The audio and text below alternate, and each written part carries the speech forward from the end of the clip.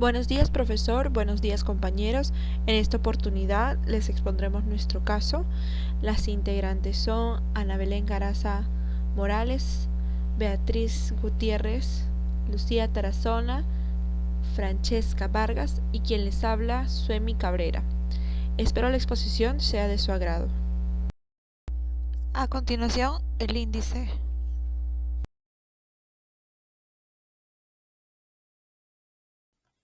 Ok, iniciamos con la presentación del caso. En esta presentación tenemos a Phineas Gage, que fue un obrero estadounidense de ferrocarriles, quien debido a un accidente sufrió daños severos en el cerebro.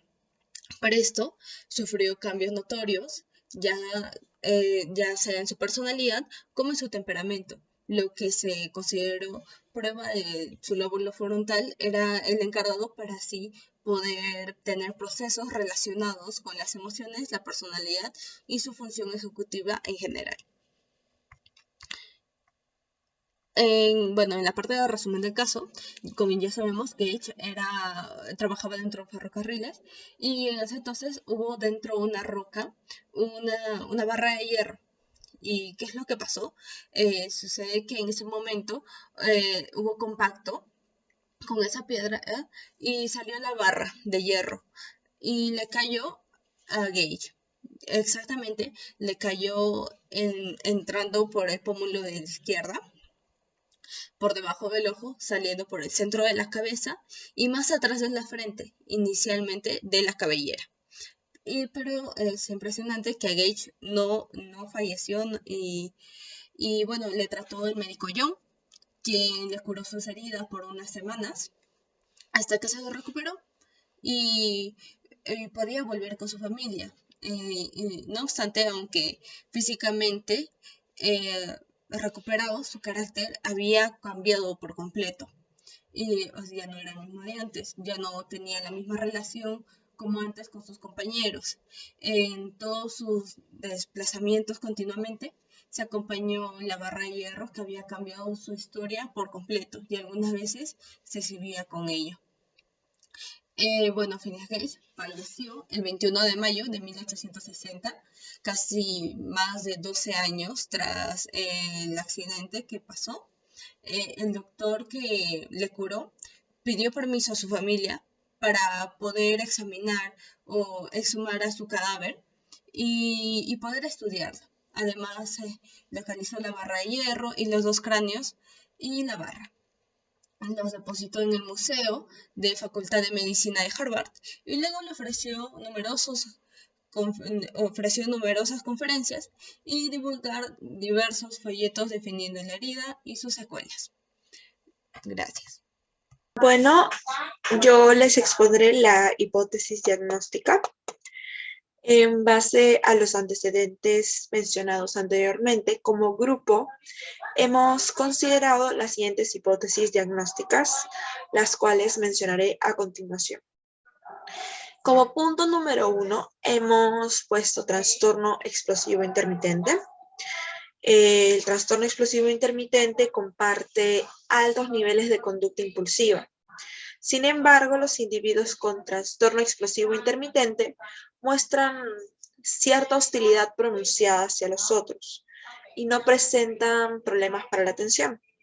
Además, el trastorno explosivo intermitente es muy raro durante la etapa de la infancia. Esto nosotros lo hemos relacionado con el caso, de modo que el paciente pues era muy exagerado al momento de reaccionar a ciertas situaciones. Se mostraba agresivo en el área del trabajo y era muy impulsivo, como nos dicen en el caso. Como segundo punto, hemos puesto trastorno de la personalidad esquizoide. Este tipo de trastorno es un patrón de distanciamiento de las relaciones sociales y una gama restringida de expresión de las emociones en situaciones interpersonales. Esto lo asociamos con el hecho de que la familia aseguraba que él había cambiado mucho su tipo de personalidad Se podría decir que de cierta manera su personalidad después del accidente contrastaba mucho con su personalidad previa al accidente, de modo que prefería alejarse de su familia y no tener ninguna relación con una u otra persona externa a su familia. Por último, hemos colocado el trastorno de la personalidad narcisista. Este trastorno es un patrón general de grandiosidad, necesidad de admiración, también posee falta de empatía y por lo general se inicia en la edad adulta temprana y está presente en una variedad de contextos. Si bien en este trastorno nuestro personaje no posee todos los síntomas, se puede decir que tiene falta de empatía, ya que en el caso nos describe que él tenía muchos problemas laborales debido a su carácter impulsivo. No le importaban los demás y por eso se le hacía muy difícil encontrar trabajo después de su accidente. Incluso nos dice que no podía durar mucho en un trabajo debido a su personalidad. Gracias.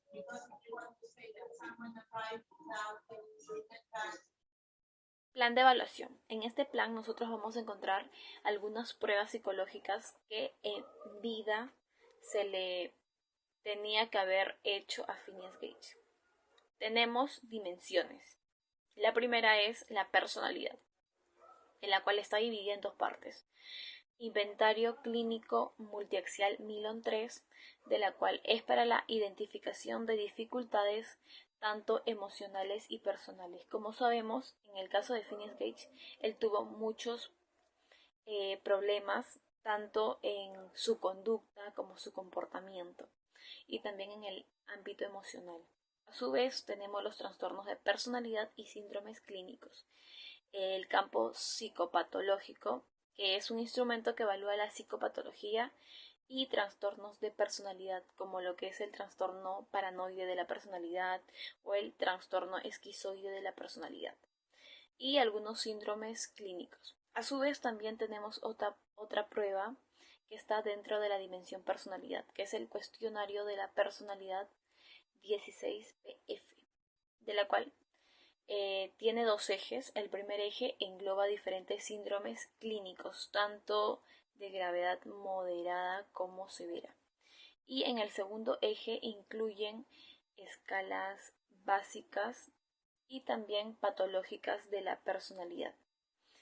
Como también nosotros sabemos, Phineas Gage tuvo problemas tanto en el lóbulo prefrontal y eso pues dañó la toma de decisiones al momento de adecuar su conducta, ¿no?, frente a situaciones y el cambio de humor inestable. Pues con este cuestionario nosotros vamos a obtener mucha información acerca de ello.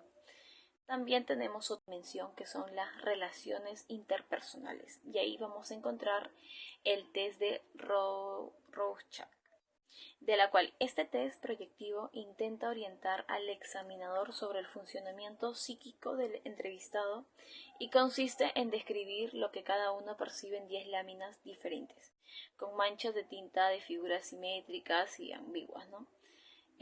También el examinador va a extraer muchas conclusiones sobre la personalidad mediante algunas manchas que el psicólogo lo va a evaluar, pues, ¿no? Dimensiones. Ahí vamos a tener la conducta, de la cual está relacionado con el test de matrices progresivas de Raven escala general, de la cual es un test de matrices progresivas avanzadas de Raven. Es una prueba no verbal que evalúa habilidades intelectuales y el razonamiento basado en figuras. Mide la habilidad para poder hacer comparaciones, razonar por analogías y organizar percepciones espaciales. A su vez, mide la inteligencia y el cociente intelectual. También vamos a evaluar algunas características psicológicas. También tenemos otra dimensión que es el área cognitiva. Ahí vamos a tener la escala de inteligencia de Wechsler.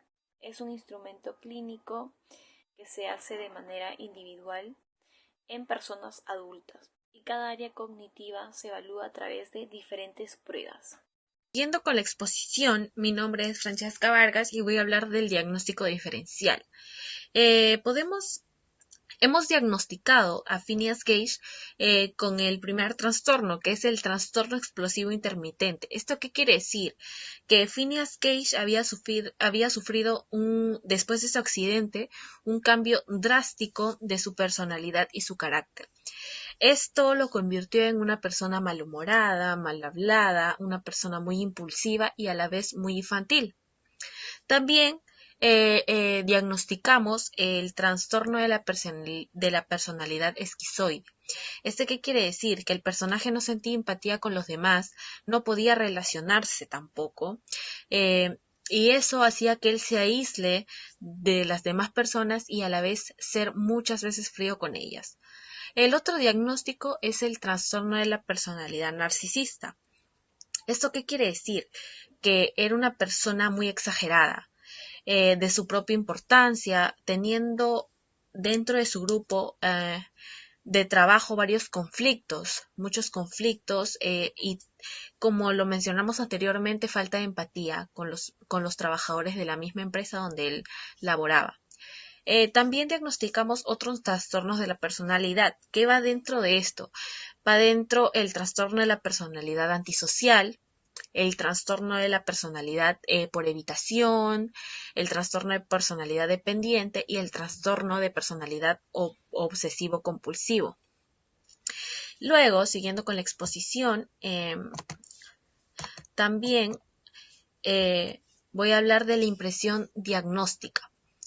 ¿Esto qué quiere decir? A través del cuadro presentado anteriormente en la hipótesis, podemos concluir que Phineas Gage, ya fallecido, presentaba trastornos múltiples de la personalidad, como por ejemplo el trastorno intermitente, en el cual supone episodios repentinos y repetidos de conductas impulsivas, agresivas y violentas, y a la vez arrebatos verbales agresivos en los que reacciona con demasiada exageración por la situación.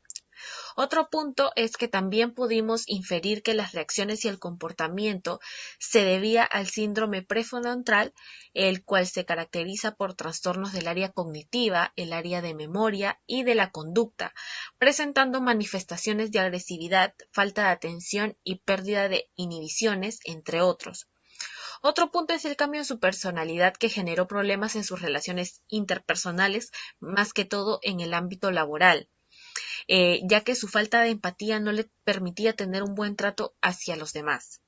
El último punto es que todo esto contrastaba con el hecho de que previamente al accidente él era un hombre responsable, un hombre enérgico, perseverante, con una mente equilibrada, pero después de su accidente todo fue cambiando y todo cambió radicalmente. Gracias. Plan de tratamiento. Primera sesión. Primero se va a recibir al paciente realizando algunas presentaciones importantes. Se aplica la técnica REPORT para generar un clima positivo y de confianza para que pueda tener más seguridad y puede contar cómodamente lo que le sucede y explicarle lo que va a suceder a lo largo de la sesión. Segunda sesión. El psicólogo tiene como objetivo ayudar al paciente a escoger un problema y objetivo y comenzar a centrarse en el problema y brindar unas cuantas soluciones y poder ver las características de ella con el paciente. Tercera sesión, terapia grupal.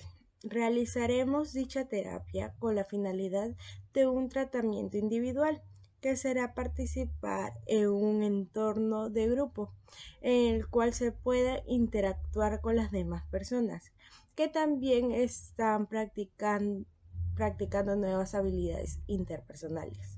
Cuarta sesión, terapia familiar, para que le proporcione un apoyo y educación a la familia.